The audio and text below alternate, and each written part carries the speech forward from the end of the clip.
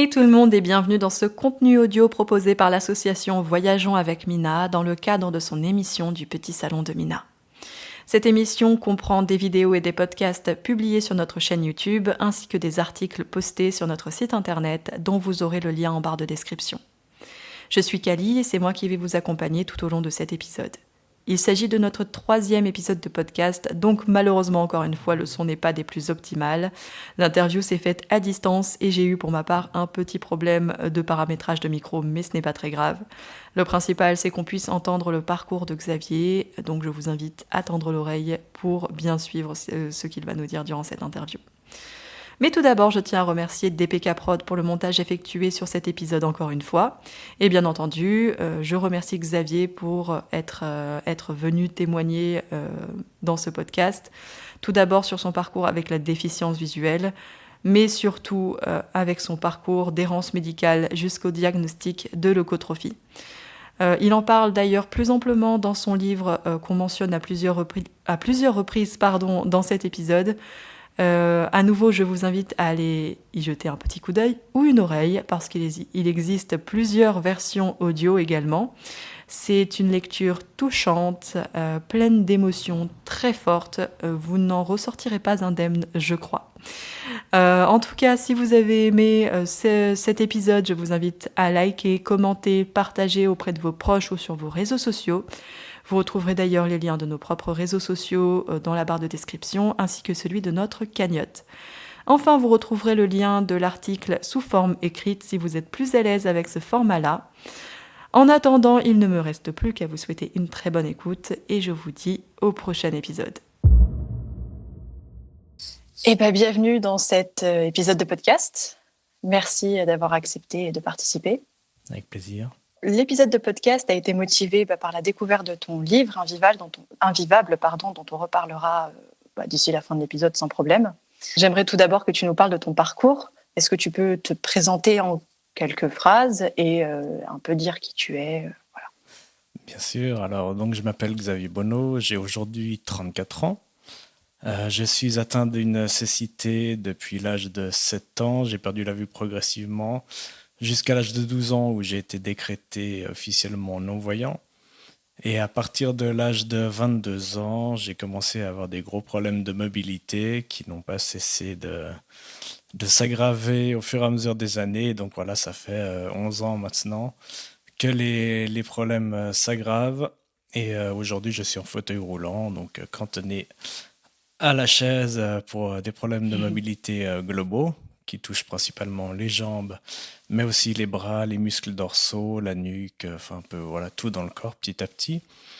Sinon, je suis papa de 2 enfants, marié, et voilà, j'ai envie de dire une bonne vie de famille. Malgré la maladie, tout se passe bien dans ma vie. C'est super, c'est le principal. D'une certaine façon, ça peut toujours Tout à fait. soutenir dans les moments un peu plus compliqués.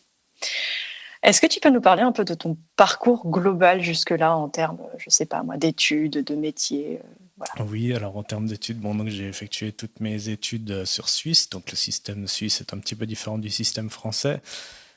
Mais donc en gros une scolarité obligatoire tout à fait ordinaire. J'ai été intégré, c'était le souhait de l'école publique genevoise d'intégrer les personnes atteintes de handicap dans le milieu scolaire traditionnel. Donc j'ai pu parcourir toute ma scolarité au sein d'une classe ordinaire. Jusqu'à la fin de la scolarité obligatoire, ce qui correspond sur France au collège.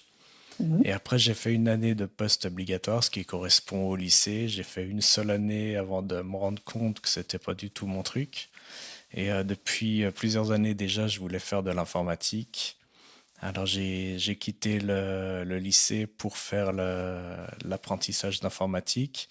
C'était une formation qui devait se dérouler sur 4 ans, donc avec une partie études, euh, la scolarité obligatoire comme ça aurait pu l'être à l'école pour les maths, français, les langues, tout ça. Mhm. Et une partie technique pour l'apprentissage informatique. Et après, un mi-temps qui se faisait chez l'employeur. Donc j'étais engagé à l'État de Genève pour découvrir un peu tous les services qui étaient liés à cette entreprise pour intervenir dans les différents problèmes qui pouvaient subvenir au sein de l'État. Et est-ce que tu travailles encore aujourd'hui? Alors aujourd'hui, non, je travaille plus. Je suis en arrêt de travail donc depuis 2014, Ouais. à l'âge de mes 24-25 ans. Mhm. Donc j'ai été mis en arrêt invalidité sur Suisse. Donc j'ai ensuite, ouais, suite à la fin de mon apprentissage, j'avais débuté un travail dans une banque genevoise, une banque privée. J'avais un super poste où voilà, je devais m'occuper de faire la distribution des logiciels, automatiser l'installation et la configuration pour les postes clients. Donc ça Mhm. s'est toujours très bien passé. J'avais des collègues super sympas. J'ai pu m'intégrer sans trop de problèmes. Et donc voilà, suite à ça, au bout de 3 ans de travail, que j'ai eu cette problématique de mobilité. Et donc là, j'ai dû arrêter petit à petit de travailler jusqu'en 2014 où officiellement on m'a arrêté et mis en invalidité à 100%. Tu as déjà commencé un peu à le faire dans ta présentation, mais est-ce que tu peux un peu plus nous détailler le handicap visuel que tu peux avoir, les différentes difficultés que tu peux rencontrer, la maladie également aussi que tu Oui. as, et quels en sont les symptômes d'ailleurs? Alors bon, moi, ce qui est la partie visuelle, donc bon, à la base, on n'avait jamais posé de diagnostic, on ne sait pas du tout ce qui m'est arrivé. C'est une malformation oculaire sur les deux yeux. L'origine est totalement indéterminée, on ne sait pas d'où ça vient. Si ça vient de mon père, de ma mère, c'est une malformation qu'il y a eu pendant la grossesse, mais voilà, on n'en connaît pas l'origine. Mhm. Donc j'ai commencé à perdre la vue à l'âge de 7 ans. Jusqu'à 12 ans, j'ai été malvoyant. Après, à 12 ans, on m'a considéré comme officiellement aveugle. J'ai subi une opération sur un de mes yeux, sur l'œil gauche, pour tenter de redonner un petit peu de vue en enlevant la cataracte notamment. L'opération a bien réussi, j'ai pu revoir à peu près 10-15% pendant une année.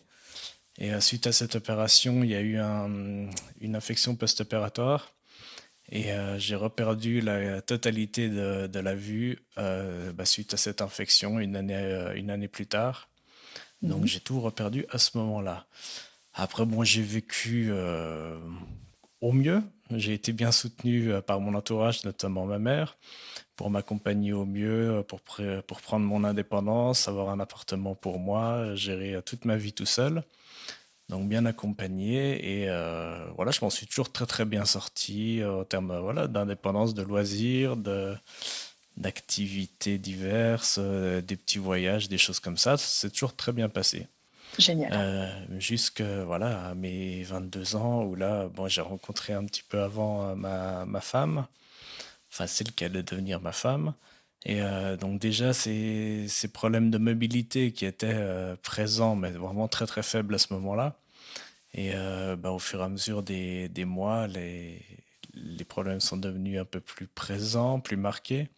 J'ai été hospitalisé et de là s'est enchaîné ce qui allait devenir les 10 années très compliquées de ma vie, où Mhm. petit à petit j'ai tout perdu. Voilà, ça a commencé par les jambes, j'avais du mal à marcher, mais je pouvais encore marcher, courir un tout petit peu. Au début, je courais 2 heures, après 1 heure, une demi-heure, ensuite impossible de courir. Et ainsi, c'était pareil pour la marche. Donc, j'ai perdu petit à petit. Je pouvais marcher 2 heures, 1 heure, une demi-heure. Et ensuite, plus rien du tout. Donc, avec cette maladie, on n'a pas eu de diagnostic tout de suite. Il a fallu 8 ans pour poser un diagnostic qui a été posé au CHU de Lyon. Mhm. On m'a diagnostiqué une leucodystrophie. Donc, c'est une maladie qui va toucher les nerfs euh, à plus ou moins différents degrés et différentes localisations. Normalement, ça débute dans le cerveau, ça peut atteindre la moelle épinière ou tous les nerfs périphériques. C'est quelque chose de très complexe. Il y a beaucoup de types de leucodystrophie qui existent. Le type que j'ai moi, il est totalement indéterminé. Ça veut dire Mhm. qu'il n'y a aucune autre personne à ce jour diagnostiquée avec les mêmes atteintes que moi. Et il faudrait donc qu'on puisse isoler un ou plusieurs gènes qui sont impliqués dans cette maladie pour pouvoir passer d'un type indéterminé à un type déterminé et peut-être comprendre et le fonctionnement et y trouver un traitement. Actuellement, les leucodystrophies, il n'y a pas du tout de traitement. Il y a des traitements pour la forme infantile, donc ce qui va toucher les jeunes dans la petite enfance, dans les 3 premières années de vie, Et là, on peut faire des thérapies géniques qui maintenant sont vraiment toutes nouvelles. Il y a des Mhm. bons résultats, mais ça permet que de ralentir la maladie ou de la stopper à ce moment-là. Donc un enfant qui va être soigné avec cette thérapie génique à l'âge de 3 ans va rester dans le même état qu'il le reste depuis cet âge-là. Donc il n'y a Mhm. aucun espoir de guérison pour ces maladies. Elle ne fait que se dégrader ou alors si elle a été stabilisée par le traitement. Mais en général, voilà, pour la forme infantile, c'est quelques mois ou quelques années de vie au mieux. La forme Ouais. juvénile dans l'adolescence, voilà, c'est jusqu'à 15-20 ans pour l'espérance de vie. Et la forme adulte, comme j'aurais, là, on est plus sur voilà, une vie très très variable. Ça peut aller de quelques années, quelques dizaines d'années, où il y en a qui vont vivre des vies tout à fait normales. L'atteinte est Mhm. très, très diverse selon les cas. Donc moi, ça touche tous les organes. J'ai énormément de symptômes. Il y en a une trentaine environ qui Ah oui, quand viennent même. me pourrir la vie au quotidien. Et moi, ça passe par la perte de sensibilité, des trous de mémoire, de la difficulté pour s'endormir, difficultés sensorielles, l'audition, enfin tous les sens sont touchés. Heureusement, pas trop. Mhm. Mais voilà, le toucher, par exemple, est très problématique maintenant. Le goût, Mhm. l'audition sont altérés, mais il y a pas de diminution progressive de ces sens, en tout cas. C'est vraiment l'atteinte de la mobilité qui a prédominé. Donc d'abord sur les jambes, et puis là, depuis quelques mois, une année, c'est les bras qui sont de plus en plus atteints. Donc j'ai beaucoup de mal à tenir. Ben voilà, si j'ai pas de dossier, c'est impossible à tenir droit, Mhm. à utiliser mes bras sur plusieurs minutes d'affilée. Mhm. Donc voilà, tout est touché et on sait encore que ça continue à progresser, à régresser. Donc il n'y a pas de traitement possible et les médecins me disent que bah, on peut rien faire, ils sont impuissants face à ça. Et ils me disent Mhm. qu'il faut bah, laisser la maladie malheureusement progresser jusqu'à la mort. Il n'y a pas d'issue possible. C'est pas très encourageant et assez incertain Tout à fait, comme situation. c'est ça. Euh, Est-ce que tu peux nous parler un petit peu de ce que ça représente au quotidien, des potentiels obstacles ou difficultés que tu peux rencontrer et qu'est-ce que ça veut dire d'être à la fois non-voyant et en fauteuil aussi? Bah, c'est ça, c'est bien ça le problème, c'est que autant la cécité ne m'a jamais vraiment privé de quoi que ce soit, malgré, bon, c'est sûr, je pouvais pas conduire de voiture, mais j'étais totalement indépendant, je pouvais prendre les transports publics, aller rencontrer des gens, pas de problème. La scolarité et le professionnel, ça s'est très bien passé malgré la cécité. Mhm. Et je dirais que avoir une atteinte de la mobilité sans la cécité, ce serait tout à fait surmontable, pas de problème. D'ailleurs, je connais plusieurs personnes qui sont dans cette situation et ça se passe très bien, mis à part les obstacles du quotidien, où voilà, les lieux ne sont pas accessibles. Mhm. Mais c'est vrai que de combiner les deux, la cécité et le fauteuil, c'est plus que compliqué. Parce Ouais. que ben voilà, je ne peux pas envisager de me rendre dans un lieu sans savoir qu'est-ce qu'il va y avoir sur ma route, quels sont les obstacles que je vais rencontrer. Puis ben, il faudrait connaître le lieu par cœur, le chemin pour m'y rendre de manière par cœur aussi. Mhm. Donc c'est juste impossible, quoi. Je suis indépendant dans mon appartement parce que je connais le lieu par cœur et je sais que de toute façon, bah, il n'y a pas d'obstacle, il n'y a pas de problématique de dénivelé du sol, des obstacles qui pourraient se trouver n'importe où. Mais à l'extérieur, c'est tout à fait impossible. Donc là, je suis toujours dépendant d'une aide extérieure, le plus souvent c'est ma femme, ça peut être mes enfants. Et voilà, il faut composer avec ça, mais c'est vrai que c'est déprimant d'être dépendant au quotidien pour toute activité. Mhm. Et est-ce que ça impacte ton rôle de père et de mari, par exemple? Alors au début, non, ça l'impactait pas, et au fur et à mesure que la maladie s'est développée, oui, aujourd'hui, je suis totalement incapable de m'occuper, de subvenir à mes propres besoins. Maintenant, j'ai besoin d'aide pour me servir à boire, pour manger. Voilà, bon, mais maintenant les enfants ont grandi, donc ils sont aussi indépendants, ça se passe bien, heureusement. Le plus grand, il a 10 ans, la petite, elle a 7 ans, bientôt 8. Mhm. Et eux, heureusement, oui, ils sont indépendants et maintenant, c'est même eux qui viennent me donner des coups de main pour m'en sortir. Mais c'est vrai qu'il y a quelques années, oui, j'étais plus capable de m'en occuper, quoi. Du fait de devoir traverser l'appartement pour voler à leur secours, bah, tout simplement avec un cauchemar, bah, je pouvais pas Mhm. me rendre dans leur chambre. Voilà, c'est pas forcément accessible non plus, donc c'était pas évident. Donc là, c'est toujours ma femme qui a fait le nécessaire quand ils étaient bébés et plus grands aussi. Mhm. Ça a dû créer une forme de frustration, je suppose. Une énorme frustration, une injustice, ouais. Pourquoi subir ça? Alors, bon, je suis quelqu'un de toujours positif, j'essaie de relativiser, d'avoir une forme de résilience avec tout ça.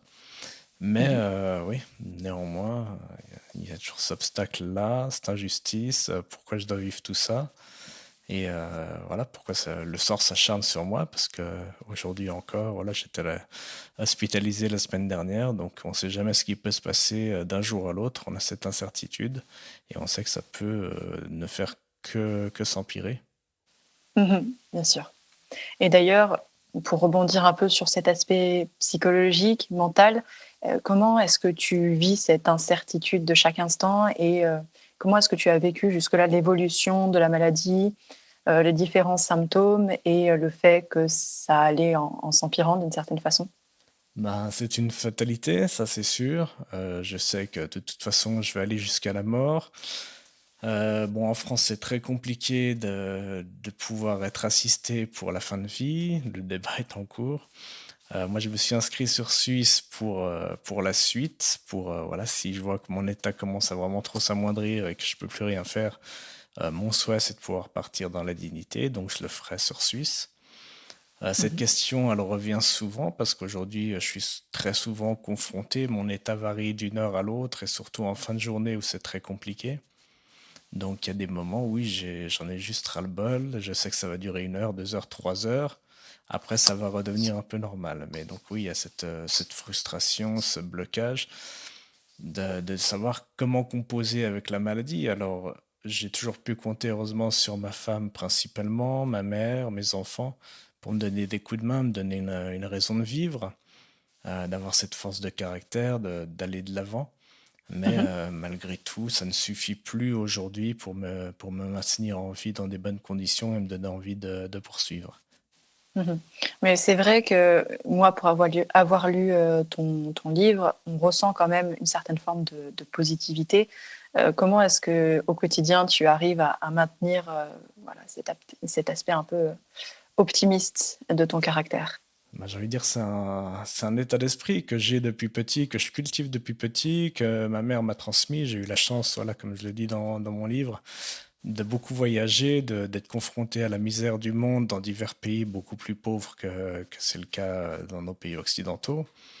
Et je me suis ouais, rendu compte que la misère, elle est bien pire ailleurs et que dans mon cas ou dans le cas de mon entourage, on n'a pas le droit de se plaindre de tous les petits tracas, les petits bobos du quotidien. Donc oui, j'ai envie de cultiver et de transmettre ça aussi à mes enfants, de dire que oui, on a tout ce qu'il faut ici pour être heureux, pour être en bonne santé, bon, mis à part moi, mais on a vraiment tout ce qu'il faut pour bien faire, donc on peut pas vraiment se permettre de se plaindre pour tout et n'importe quoi. Il faut vraiment relativiser et se dire qu'on a de la chance. Donc moi, je me lève tous les matins, malgré la difficulté de la maladie et du handicap aujourd'hui. Tous les matins, je me lève quand même avec cet esprit de me dire que oui, je suis là, je suis en vie. Il y a encore des bonnes choses à vivre et ça, je veux le cultiver jusqu'au bout. Parce que j'ai un souvenir très net d'un chapitre dans le livre où je crois que c'est ton médecin qui te disait qu'on ne voyait pas forcément quand tu souffrais parce que tu souriais beaucoup et Tout tu à étais fait. quelqu'un de très positif. Et C'est ça, c'est que oui, dès que je rencontre quelqu'un, voilà, le simple fait de parler à quelqu'un me redonne le sourire parce que c'est quelque chose qui se perd. Oui, malgré ma souffrance et où je me retrouve dans des situations pas possibles, où j'ai même envie de terminer ma vie. Dès que je rencontre quelqu'un, bah, je suis content, ça me change de mon quotidien, ça me fait plaisir. Et là, j'ai un sourire et ce sourire, il est toujours là, il est toujours visible auprès de tout le monde. Et c'est bien un problème, justement, c'est ce que mon médecin m'avait fait remarquer, c'est que oui, je souris tout le temps. Je vais le consulter pour un problème, mais j'ai le sourire. Donc, de sa position à lui ou de la position de n'importe quelle personne, n'importe quel médecin, on a l'impression que je vais bien. Et Mhm. malheureusement, à l'intérieur, c'est pas du tout ce qui se passe, quoi. Et le sourire n'est qu'une image, une facette. Mais derrière, il y a la souffrance qui est bien là, qui est là tout le temps et qui ne me quitte plus. Donc le sourire est là, mais à l'intérieur de moi, le corps, il est foutu, il répond plus. Et Mhm. le désespoir, lui, il est là tout le temps aussi. Oui, je vois. Mais en 2021-2022, tu as eu ton diagnostic de leucotrophie, c'est ça? En 2020, ouais, de leucodystrophie, c'est ça.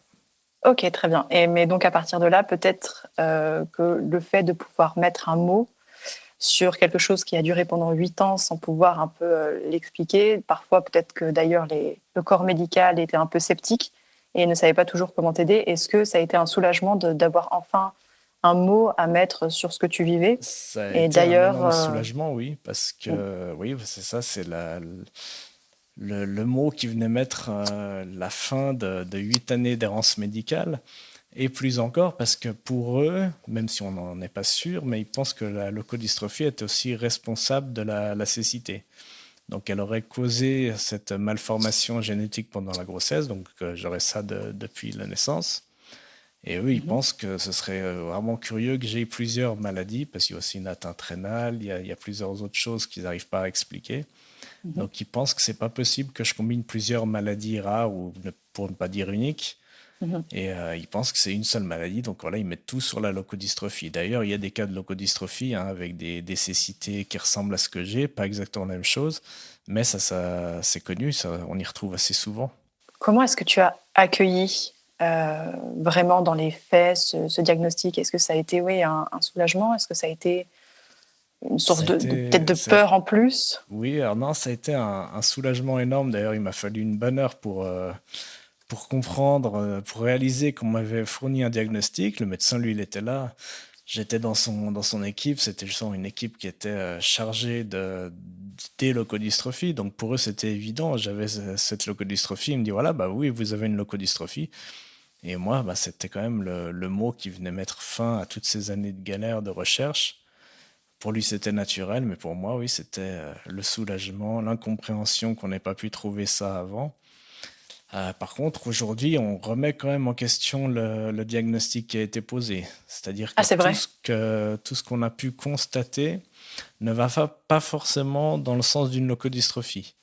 Donc, on constate des symptômes ou des aggravations qui ne devraient pas se faire de la même manière que ça se fait habituellement dans les leukodystrophies. Mhm. Alors, est-ce que j'ai une leukodystrophie plus autre chose ou est-ce qu'ils sont encore trompés de diagnostic? Là, c'est totalement remis en question et j'ai des examens qui doivent être encore réalisés prochainement pour essayer de trouver autre chose.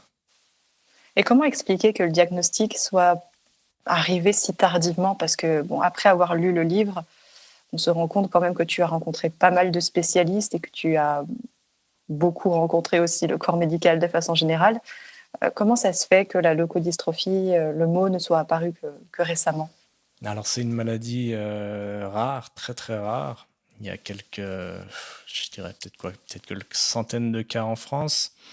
J'ai pas les chiffres exacts, mais voilà, c'est très très peu de naissances, genre une naissance sur 100 000 personnes. Mhm. Et là encore, on est confronté à des atteintes qui sont tellement diverses chez les personnes et souvent, c'est les enfants qui sont le plus touchés. Il y a très très peu D'accord. d'adultes qui sont concernés comme moi et qui vivent encore avec la leukodystrophie. Donc je pense que pour le corps médical, ça a été très compliqué de voir cette maladie qui est pas très connue, pas répandue. Et donc ils ont fait le tour de tout ce qu'ils pensaient, tout ce qui était classique, ordinaire, ils avaient l'habitude de traiter tout ça. Mais ils ne se sont Mhm. pas focalisés, voilà, d'une part sur mon ressenti, puis ils m'ont pas réorienté. Le gros problème que j'ai eu à chaque fois, notamment, bah voilà, je prends l'exemple de Grenoble où je suis tombé sur un neurologue qui me disait non, mais ça sert à rien d'aller chercher ailleurs. Si moi ici je trouve pas, personne d'autre trouvera.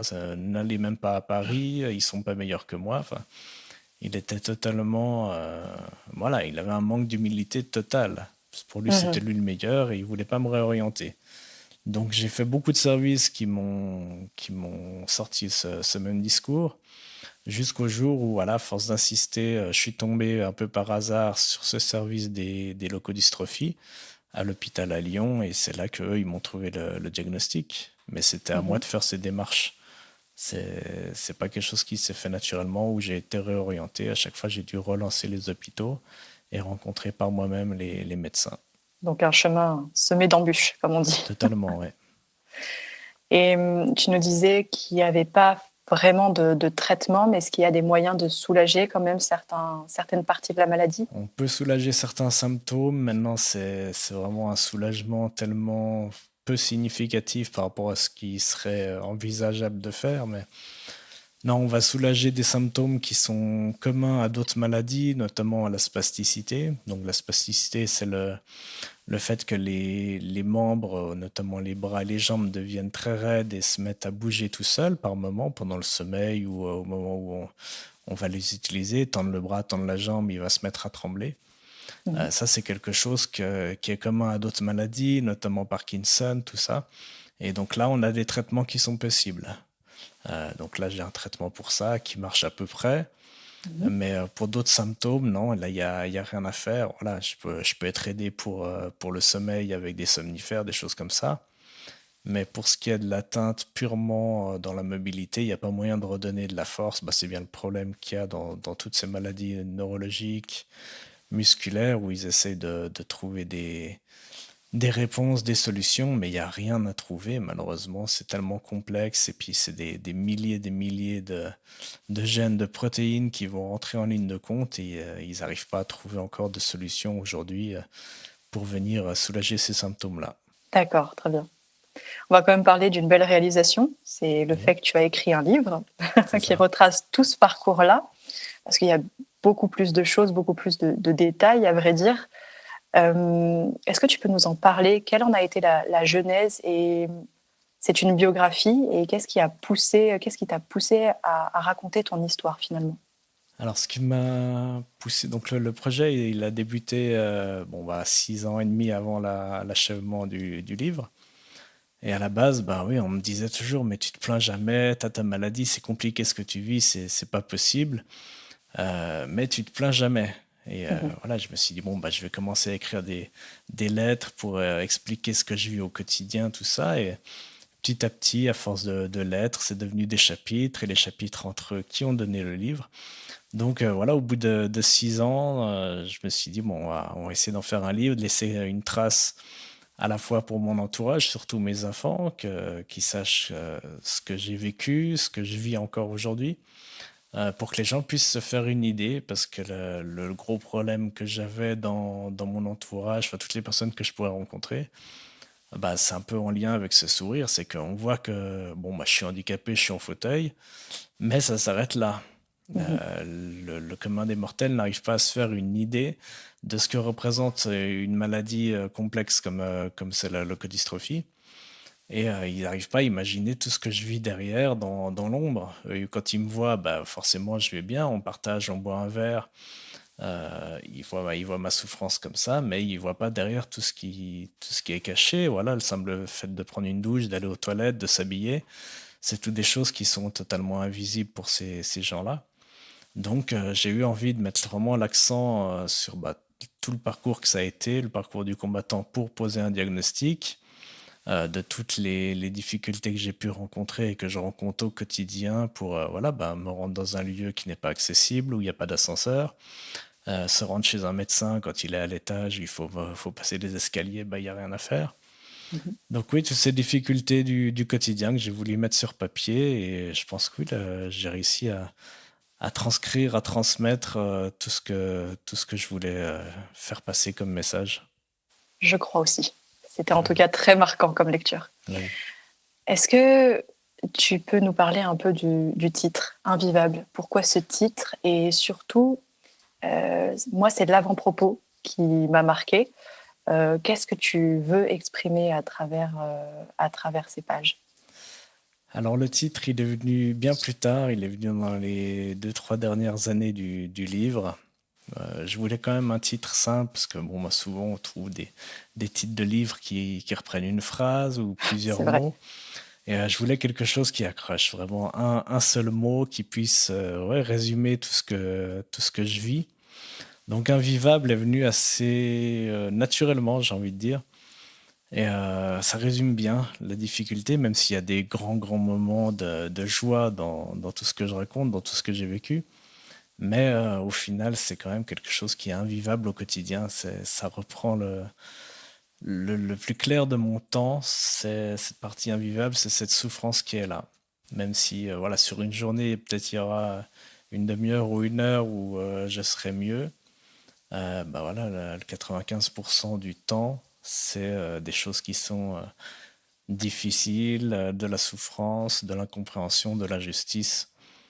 Donc le titre, voilà, je pense qu'il est très significatif et puis il donne envie de lire, Invivable. Et puis ouais, avec la couverture aussi Tout à fait, qui est tout très à fait. sobre. Et puis voilà, j'ai voulu transmettre à travers le regard que je mets sur la couverture. C'est un regard sombre, dans un décor sombre aussi. Et malgré tout, il y a des belles choses à l'intérieur du livre. Et qu'est-ce Tu que les me... Voilà. lecteurs et lectrices doivent en retirer, justement, le message dont je Alors parlais tout oui, à bah l'heure? voilà, c'est ça, tu parlais de la préface. Mhm. Oui, ce que j'ai voulu transmettre et ce que j'espère que les lecteurs vont pouvoir découvrir, c'est le fait de pouvoir relativiser, de pouvoir penser que oui, on vit tous et toutes des choses très difficiles dans notre quotidien. Ça peut être un deuil, ça peut être la misère, la maladie, le handicap. Et plus largement, il y a des petites choses. Il y en a qui ont des petits bobos, des problèmes de loyer, tout ça. On a tous nos difficultés, mais malgré tout, il faut rester debout, faut y croire, faut aller de l'avant. La vie a des belles choses à nous faire découvrir. Moi, j'ai eu la chance de découvrir beaucoup de belles choses dans ma jeunesse, notamment grâce à ma mère.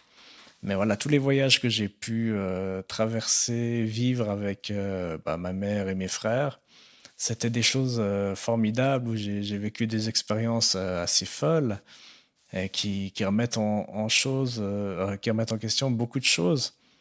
Euh, de voir voilà, des gens souffrir et puis qui malgré tout sont heureux du peu qu'ils ont, Mhm. pour moi, ça ne laisse pas le droit de s'apitoyer sur notre sort. Et j'ai envie voilà, de transmettre ça, c'est que malgré le handicap, on peut être heureux. Je cumule plusieurs handicaps, donc oui, je pense que je suis un bon exemple de l'atteinte et de la difficulté que ça représente. Mais malgré ça, je reste positif et j'ai envie de donner cette image, et pour moi et pour les autres, de la vie qui est là, qui continue, qui ne s'arrête pas pour autant. Et ça, c'est très vrai.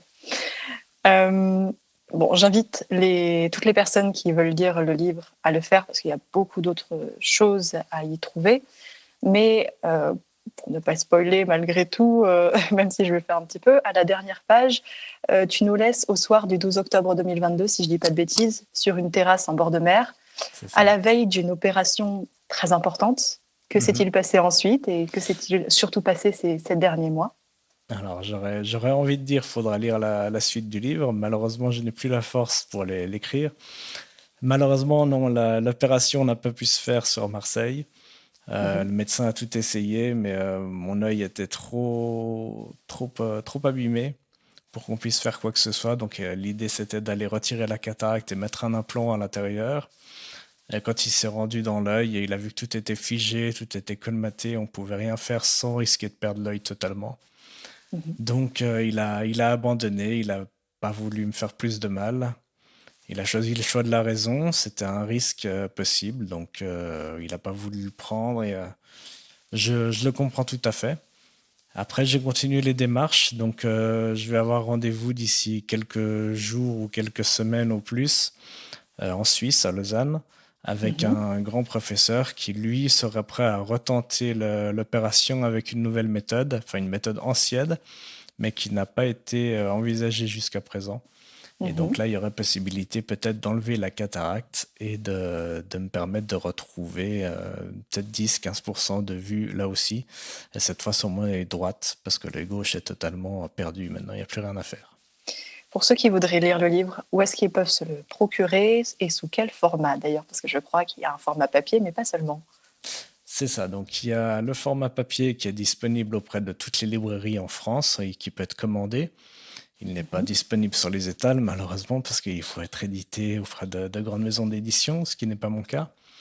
Mais donc oui, soit auprès d'un libraire ordinaire, libraire de rue, soit sur le site thebookedition.com ou sur mon site à moi, bono.ch. Et donc là, c'est possibilité de commander la version papier et ou la version audio, une version audio qui peut être disponible sur CD que je peux envoyer de mon côté, ou en téléchargement. Donc c'est une version audio qui a été réalisée, tu le sais, grâce à toi, avec toi. Avec moi. Voilà, une belle J'étais aux premières loges. C'est ça, tu étais aux premières loges et je t'en remercie encore. Le résultat est très satisfaisant et j'ai déjà des bons retours qui se font grâce à ça. C'était avec plaisir, ça a été une très très belle expérience de mon côté aussi. Est-ce que tu envisages de le traduire peut-être pour le distribuer à l'international et pour diffuser un peu plus loin ton message? C'est une très bonne question. Je ne m'étais jamais posé la question jusqu'à maintenant. Non, je pense pas. On me l'a posé. Si quelqu'un serait prêt à m'aider à le faire, pourquoi pas. De moi-même, aujourd'hui, je n'ai plus l'énergie et la force nécessaire pour me lancer dans un tel projet tout seul. Mais voilà, si quelqu'un serait prêt à me donner un coup de main là-dessus, oui, pourquoi pas. Génial. Je connais une ou deux personnes, je crois. Est-ce que tu as d'autres projets en perspective? Qu'est-ce que tu envisages maintenant pour les jours, les semaines, les mois à venir? Ouais, alors, comme je le dis dans le livre, il y a tout un chapitre sur les projets, mes rêves. J'en ai déjà réalisé quelques-uns dans ma vie, mais ce qui me reste à vivre et que j'aimerais bien, c'est de pouvoir enregistrer des maquettes sonores, des chansons inventées de toutes pièces ou réinterprétées. Ça, c'est un des projets. Et l'autre projet, ce serait de faire du théâtre. Alors, il faut que je me renseigne, il faut que je trouve les bonnes personnes pour trouver un lieu accessible et en espérant que j'ai encore la force nécessaire pour y parvenir. Mais voilà, c'est vraiment ces deux projets-là qui me tiennent à cœur et que j'aimerais bien pouvoir réaliser avant de partir. Je te souhaite cette force-là et j'espère que ça se réalisera parce que le projet du livre est très réussi et je suis sûre que les autres projets le seront tout autant. On arrive déjà à la fin de l'interview. Est-ce que tu aurais quelque chose à ajouter, un sujet qu'on n'aurait pas abordé, une question que tu voudrais mettre sur le devant ou un dernier mot de la fin? Non, c'est vrai que moi, je pense qu'on a bien fait le tour. Moi, je répète toujours ce message qu'il faut y croire, que la vie vaut la peine d'être vécue, donc faut profiter un max jour après jour et ne pas s'en faire pour pas grand-chose. Aller de l'avant et penser aux personnes autour qui sont souffrantes et qui peuvent ou ne peuvent pas réaliser des choses que tout un chacun peut se permettre de faire encore aujourd'hui. Message très positif. Merci beaucoup en tout cas pour cet échange. Merci à toi. C'était vraiment très chouette et très enrichissant encore une fois. Donc voilà, au plaisir de te retrouver sur d'autres projets et à nouveau Invivable, disponible partout pour ceux qui souhaiteraient le lire. Merci Marie. Merci à toi.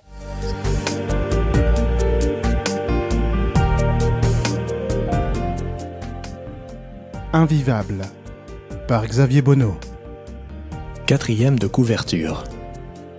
Au travers de ma biographie, je vous propose de vous immerger dans les différentes facettes qui ont composé les 30 premières années de ma vie. Vous serez témoin de quelques-uns des moments merveilleux de mon existence, tout comme d'autres, plus sombres, et vous prendrez part à une aventure inoubliable qui saura, j'en suis sûr, vous apporter un œil nouveau sur votre propre vie.